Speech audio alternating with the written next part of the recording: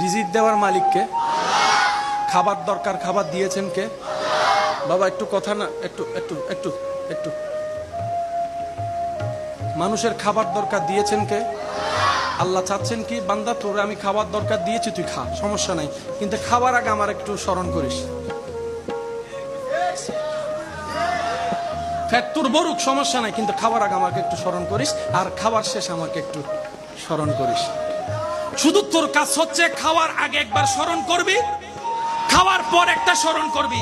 এবার যারা ডাক্তারি চিকিৎসা নিয়ে পড়ালেখা করেন আমার ভাইয়েরা হয়তো আমার সাথে একমত হবেন, মানব রোগে, মানব শরীরের রোগের মেন কারখানা হচ্ছে, একটু জোরে বলেন কি? যত কিছু হয় সব পেটে। ওষুধ খান কি যায় কোথায়? জোরে বলেন না। সমস্ত অস্বাস্থ্যকর খাবার খান কি দিয়ে? যায় কোথায়? সব জামিলার মূল।